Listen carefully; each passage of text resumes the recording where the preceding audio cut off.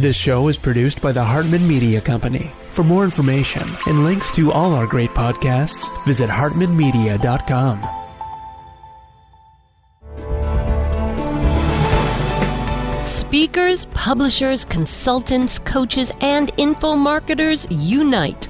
The Speaking of Wealth Show is your roadmap to success and significance. Learn the latest tools, technologies, and tactics to get more bookings, sell more products, and attract more clients. If you're looking to increase your direct response sales, create a big-time personal brand, and become the go-to guru, the Speaking of Wealth Show is for you. Here's your host, Jason Hartman. Welcome to the Speaking of Wealth Show. This is your host, Jason Hartman, where we discuss profit strategies for speakers, publishers, authors, consultants, coaches, info marketers, and just go over a whole bunch of exciting things that you can use to increase your business, to make your business more successful and more passive and more automated and more scalable. So we will be back with a great interview. Be sure to visit us at speakingofwealth.com. You can take advantage of our blog, subscribe to the RSS feed, and many other resources for free at speakingofwealth.com. And we will be back with a great interview for you in less than 60 seconds. What's great about the shows you'll find on jasonhartman.com is that if you want to learn how to finance your next big real estate deal, there's a show for that. If you want to learn more about food storage and the best way to keep those onions from smelling up everything else, there's a show for that. If you honestly want to know more about business ethics, there's a show for that. And if you just want to get away from it all and need to know something about world travel, there's even a show for that. Yep, there's a show for just about anything. Only from jasonhartman.com, or type in Jason Hartman in the iTunes store. It's my pleasure to welcome Kurt Mortensen to the show. He is the author of 4 books, all centered around charisma, persuasion, speaking skills, and influence.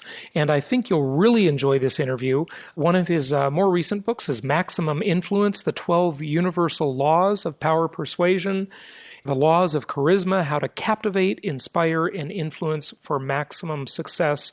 And he's got a couple others as well. Kurt, welcome. How are you? Doing well. Thanks, Jason. It's great to be here. Well, it's good to have you. So, let's kind of dive in here and talk about how people can be more influential. I mean, regardless of what our walk of life happens to be, we want to influence our employees, our kids, our customers, our boss, whoever, our parents. Everybody wants to have more influence. There's just no question about it that is an important skill. And when we're talking about from the platform, when we're talking about public speaking, of course, another very important area in which to be effective. How can we be more effective at this?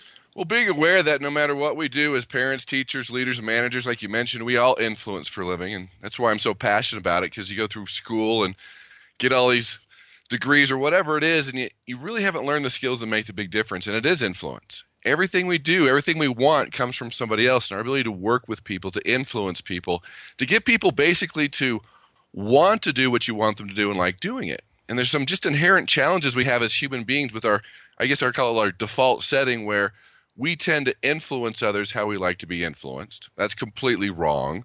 And we need to adapt to other people, other personalities. It's easy for us to persuade people that are like us, but there's different people, different personalities. That's the first one. And the second thing we tend to do is we don't realize that when somebody senses we're trying to influence them, even though they need it, want it, like it, and can afford it, they're going to resist us. It's just human nature. And so we need to become influential. We need to learn how to persuade people how they want to be persuaded, number one. And number two is we need to help them persuade themselves.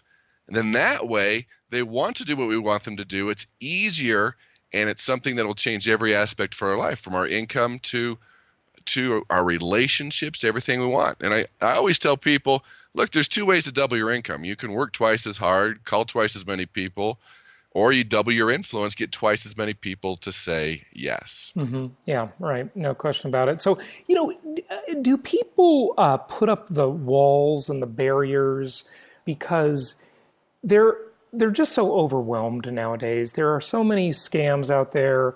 I mean, I guess really that's always been the case. We're just being hit with so much more now. In the old days, there was the traveling snake oil salesman.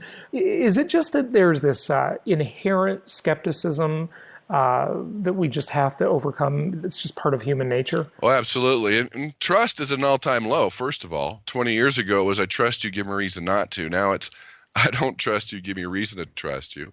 And not only that, the media, according to Advertising Age magazine, we're bombarded with over 5,000 persuasive messages a day.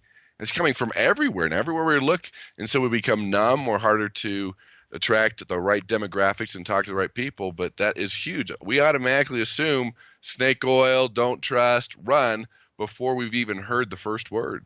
Mm-hmm. Yeah.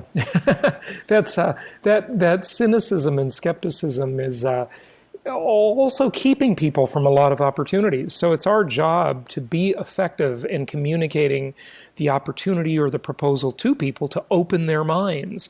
It's been said that the mind is like a parachute; it works best when it's open. But then again, Kurt, it's also been said, what's the other one? If your mind is too open, your brains will fall out. So I like that one. Interesting you bring that up. And when you study successful people, what I call millionaire psychology, it's actually people get tense a lot of times when they're going to go influence a very successful person or a millionaire.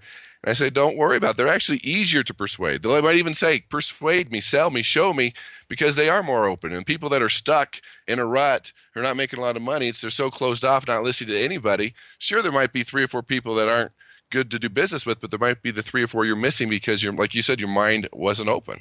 That's very interesting that you said that. And, I'm a successful guy, and I find myself to be fairly easy to persuade. I'm constantly seeking out new things and looking for new things and inquiring about new things and, asking for demos and presentations all the time because, I think there's this tool that can increase my life success or my business success, whatever it is. So I'm out there looking. The salespeople don't have to beat down my door. I find them most of the time. And it reminds me what you just said, Kurt, of I think an excellent movie that has a very good lesson to it, and that is the movie Yes Man with Jim Carrey. Mm-hmm. And it's interesting. I say this on my show somewhat frequently. When you look at that movie, did you see it, by the way? Yeah, I did. It was a great movie. I liked it. Well, wasn't it great? Because it just goes to show you that when you say yes to something, when you sort of default toward trying something and taking someone up on an opportunity or proposal, it may not work out. A lot of times things go bad and deals go awry and people don't keep their promises, of course. Things aren't what you expect them to be or what they're advertised to be. But you learn something from it. And sometimes it just leads you down the path to another opportunity that you wouldn't have otherwise had. So I think that if you're going to err on the side of trying something, err on the side of saying yes, like Jim Carrey did in that movie, because we saw so many times in that movie how at first, saying yes was like he was an idiot, right? But ultimately it led him to something good. I think that's right on, because if we're always looking for the no, don't persuade me versus, hey, persuade me, show me the way, give me, what do you have is really, really important. And that was an interesting thing I learned when I was doing research for charisma and interviewing charismatic people and CEOs. The one thing that surprised me the most was their ability to follow their heart, that intuition, that instinct, that impulse, that urge, versus shutting down, not listening to anything. How successful people, sure, they have thousands of pages of data like a CEO, but ultimately they followed that instinct, that urge, that inner voice, and that was a big part of who they were. Mm-hmm. Well, talk to us about some of the laws of charisma. As I mentioned to you off here before, I mentioned that Tony Alessandro was on the show a while back, and he was talking about his, I think, 10 laws of charisma or 10 rules of charisma. And, saying a lot of people, I think, mistakenly believe that, one is just born with charisma. It's something that, is just there or it's not, and you either have it or you don't, and it can't be developed. But it can, right? Oh, absolutely. We all have a few pieces of charisma, but we can learn it, we can develop it. And the reason I was so fascinated by it is I do a lot of research on influence and persuasion and the laws of those type of laws of influence. And I tell people, look, most people only have 3 to 4 persuasion techniques. There's over 100. And as Maslow says, if the only tool in your toolbox is a hammer, you treat everyone like a nail. And of course, everyone wants to know, okay, if there's 100 tools, what's the most important, right? I just want the one tool. And I said, well, if you want the one tool, it's charisma. Because when you're charismatic, people want to be around you. They want to be influenced by you. There's really very little persuasion resistance. And that's why it is a skill that's critical and can be learned. And there's a variety of things that we can learn with being more influential and charismatic. And the most important one that people can realize and take away today, and this just blew me away, the research shows that up to 95% of that influence that you have is a subconscious trigger. When you meet someone for the first time, that subconscious trigger is a feeling. I like them, I don't like them, I trust them, I don't trust them. And there's little things we're doing in our mannerisms and our speaking when we're interacting with people that actually repel people, that get them not to like you, that suck that charisma out of you, and people don't even realize that it could be a simple thing like a smell, the color of your clothes, how close you're standing, a gesture, the words you use. And that is what people don't realize. They think if they put together this great analytical presentation without practicing that delivery, and that's a big part of charisma, is that delivery, that they're going to be able to persuade people, but they don't realize it's the little things that can attract or repel the prospect that you're talking to. Mm-hmm. Yeah. Okay. All right. Well, what are some of those things? Let's drill down and let's take a deep dive and look into some of those things that people can do, that people can develop. Looking at charisma like a muscle. Muscles can be developed with effort, and that's how I think we should view charisma. Not something that you're born with or you're not, but something that you can develop. Certainly, some people are maybe better genetically predisposed to develop muscles and be athletic, and others aren't. But either way, you can increase it. You can increase what you have. You can take what you were given and improve upon it, develop it. Well, I like that example. I think that's true. There's things that we have, things that we can prove, things that we need to work out. And when you talk about subconscious trigger, the first one that's very simple is smell. People don't think about smell. When someone's near the smell of a Cinnabon store, those cinnamon rolls, they're more likely to donate to a charity.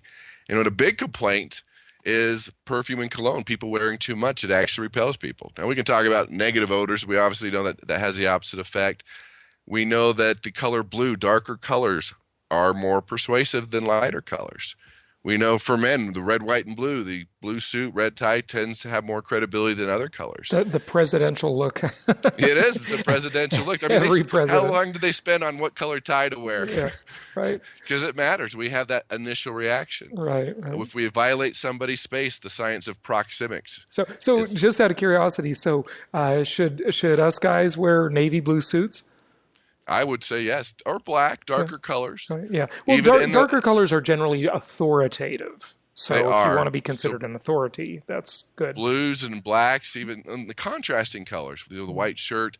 And it was interesting. They showed people they would Photoshop the tie different colors, and it was the red tie that, again, that presidential look that actually had people more trustworthy and more credible. Mm-hmm. Right. And, but the thing we have to realize nowadays is that, things are getting pretty darn casual. I mean, I might go to speak at a big event and, I'll wear a polo shirt and jeans, maybe with a blazer over it.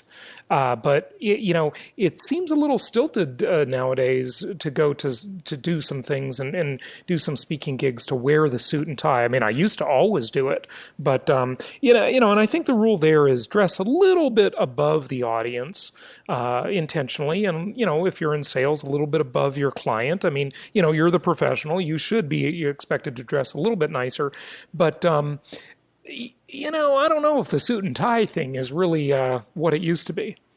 Yeah, I think you're right on. It depends on the audience. It depends on you. Now, if you're coming into an audience with a lot of credibility and you're the expert, you could probably wear whatever you want. Well, not everything. You don't probably want to go out there in a Speedo, but right. Well, hopefully. That probably would be bad. But you do. It has changed. We are more casual. We want to do that, but it depends on your credibility. Have you met them before? Do they know who you are? There's a lot of factors there and what their expectations are. or if we're going to go listen to a computer program, our expectations would be different than a CEO. And so we have to gauge that account too as far as how we look. Yeah. Okay. All right. Good. So the color thing, I completely agree with you about the cologne and the perfume. I mean, just the people that overdo it on that stuff, it's just such a massive turnoff. It seems really old-fashioned. It seems like a dinosaur type of idea. In the old days, that, I don't know, it reminds me of the 70s with a guy with a gold chain and the open shirt and the slapping on the cologne. It's just kind of gross, if you ask me. And when people show up with a lot of cologne or perfume in business meetings, it's just a turnoff. I remember I used to sing in my church choir, and they had a hard and fast rule: do not wear any fragrances, because it'll give the person next to you an allergic reaction. It does. We don't, and that's interesting that the person wearing it can't smell how strong it is, and that's the challenge. I mean, it permeates the whole room. You want to smell like you've taken a shower, right? But there it is. Most people just wear way too much, and perfume and cologne, the right amount does attract. It does rate you more attractive, but I guess you can reserve that for those who are going out to the bars and the nightclub scenes. Just wear the right amount, but not in a business meeting. Yeah. Okay. All right. Good. What else? We also have, we talked about proxemics, how close you stand to somebody. In the United States, that varies by culture. We like about 24 inches. United States, South America is a little smaller than that.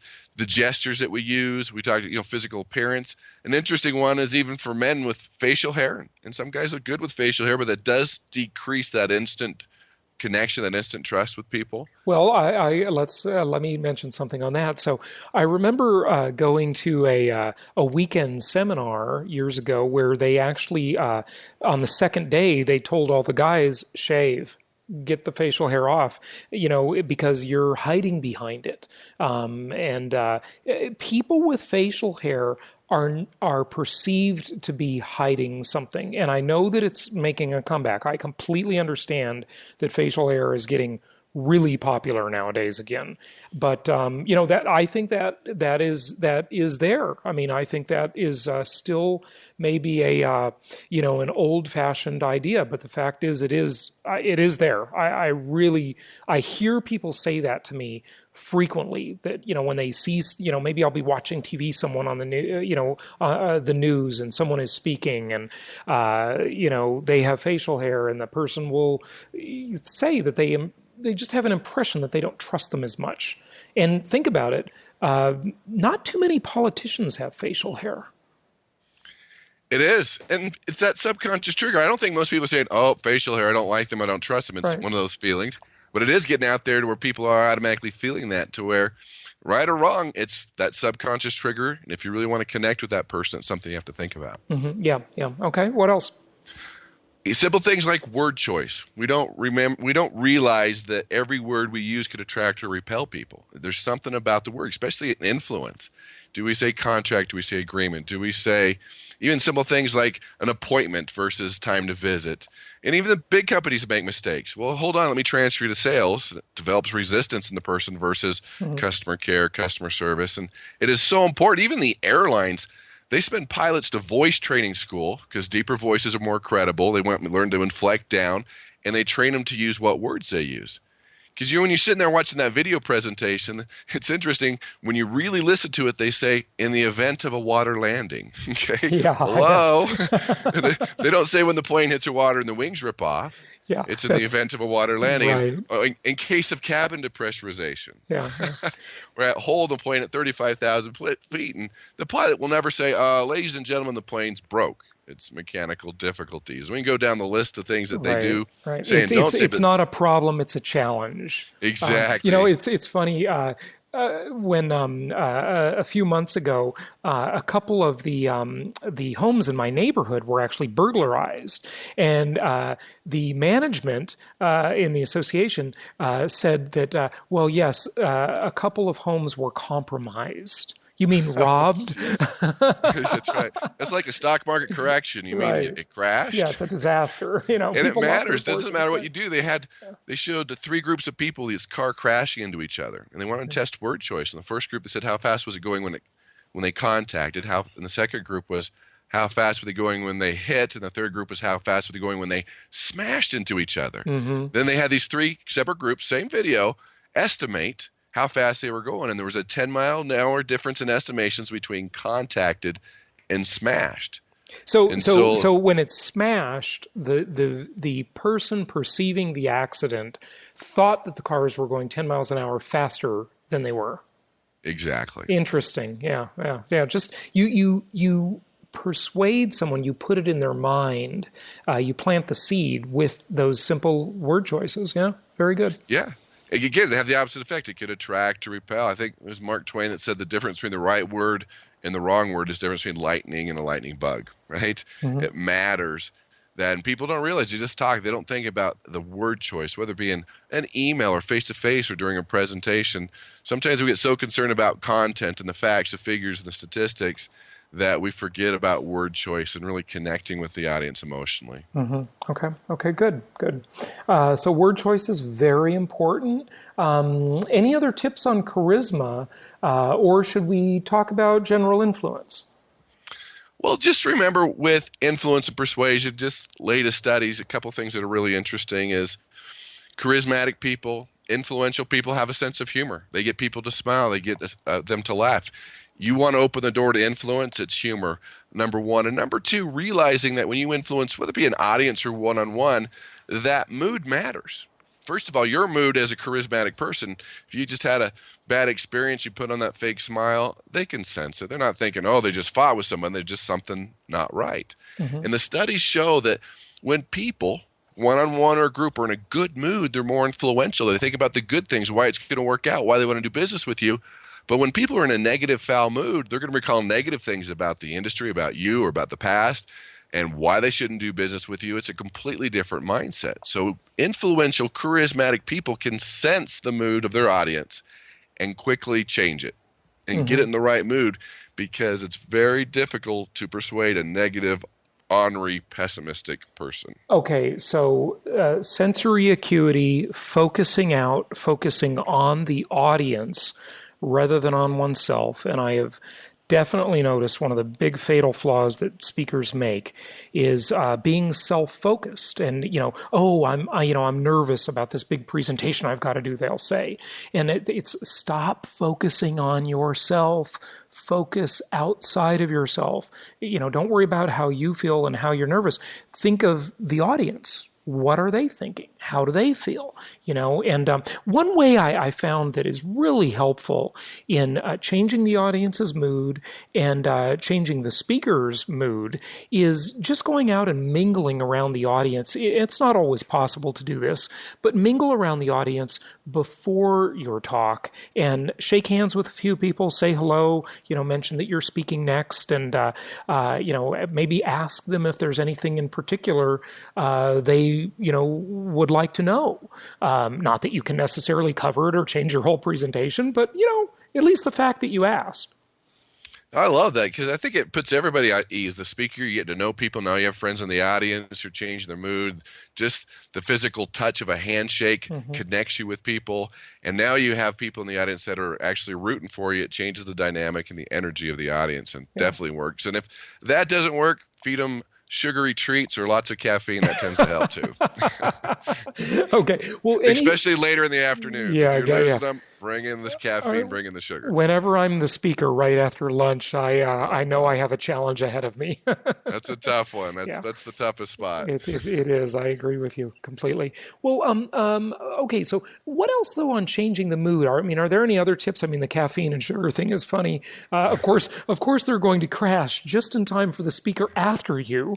So if that's your competitor and you want to sabotage them, there's a way to do it. Well, the interesting thing about food and caffeine, the studies do actually, if they put caffeine like in orange juice, it actually makes people more easier to influence because of the caffeine and their alertness. Not that I'm recommending that you spike people's coffee or orange juice, but it does work. So food's one. Humor, if you can get them to smile or laugh. And right. Speakers need to realize if they don't feel that they're funny, they can borrow humor from YouTube or show a comic. There's different things that we can do to get a smile. Even if it's just a smile will change mood. Maybe if it got really sour, to take a break, go for a walk, go into the sunshine. Time of day is part of that. If you can avoid that afternoon slot or avoid the Friday 5 p.m. slot when people are right. trying to get home is a difficult thing. Yep. But if we could be aware of how that works, it makes a big difference. Or even a boost to their esteem, a compliment, praise.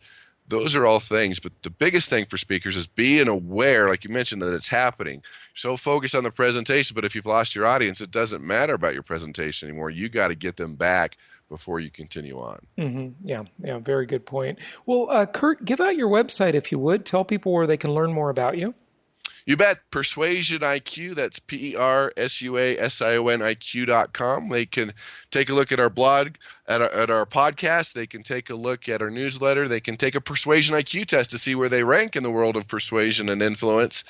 Is something they can do to really fine-tune that skill, because we've never arrived in our persuasion or influence or charisma. It's something like you mentioned, that muscle that we always have to work on. Yeah, it really is a muscle. We got to keep fit. We got to keep exercising that muscle as well as the muscles in our body.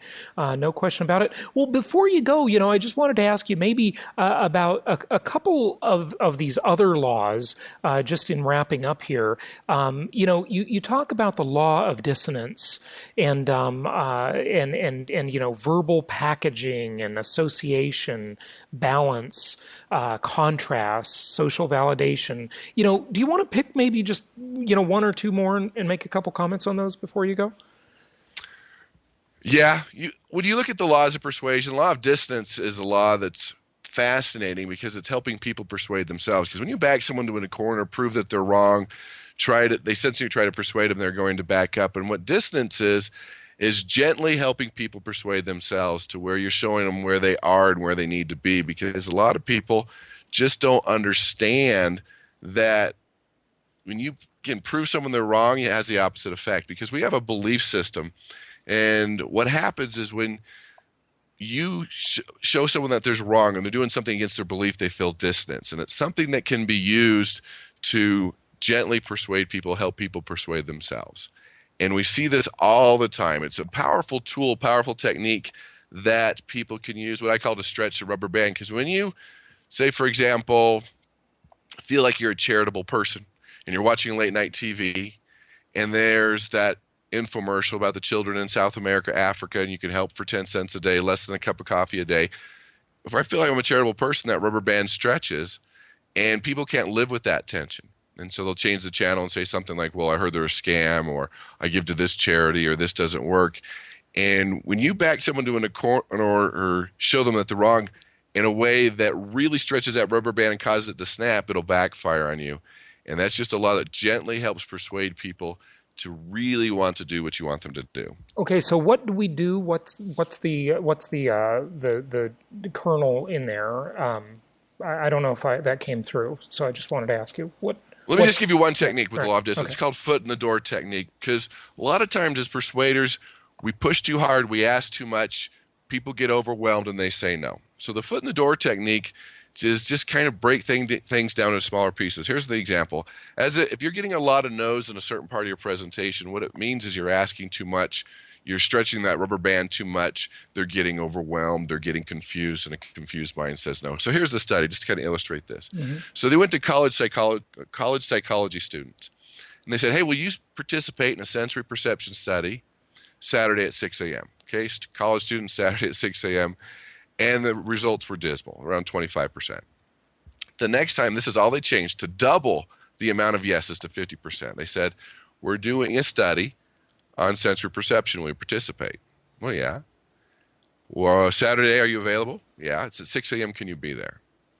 You see what they did? They took that one thing where they were getting all the no's, and it doubled the yeses just by breaking it down into smaller yeses, smaller pieces, smaller pieces. So instead of asking for the big thing up front, if you can break things down into smaller yeses, smaller pieces, it's a huge deal. As influential presenters, we got to get the easiest yeses first. Even if it's raise your hand, write this down, pull this out, get a pen.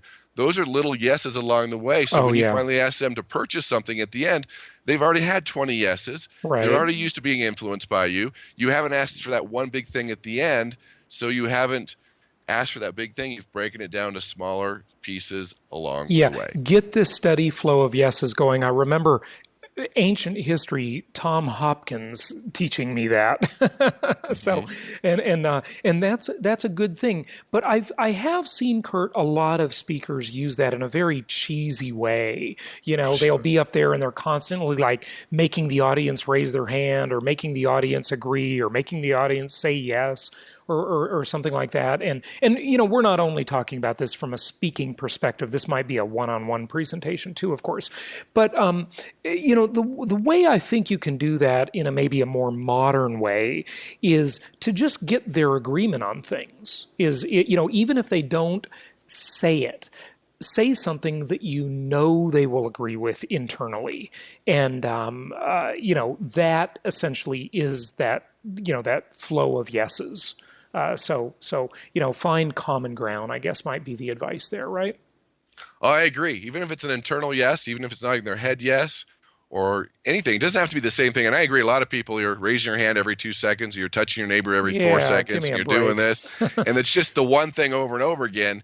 And even when you ask your audience to raise their hand once or twice, there are people that no matter what you say or do, they're not going to raise their hand, right? Yeah, right. And that's okay as long as you connect with the majority of the audience. But if you could find 5, 7, 8, 10 different ways for them to say yes, or to agree with you, or to be influenced by you, then it can be a very powerful technique. Yeah. Make it easy for them to agree. Yeah, no question about it. Well, Kurt Mortensen, thank you so much for joining us today, and we really appreciate it. This was a good talk on influence, persuasion, and charisma. I appreciate it. Thanks for having me. Copyright the Hartman Media Company. For publication rights and interviews, please email media@jasonhartman.com. This show offers very general information. Opinions of guests are their own. Nothing contained herein should be considered personalized, personal, financial, investment, legal, or tax advice. Every investor's strategy and goals are unique. You should consult with a licensed real estate broker or agent or other licensed investment, tax, and/or legal advisor before relying on any information contained herein. Information is not guaranteed. Please call 714-820-4200 and visit www.jasonhartman.com for additional disclaimers, disclosures, and questions.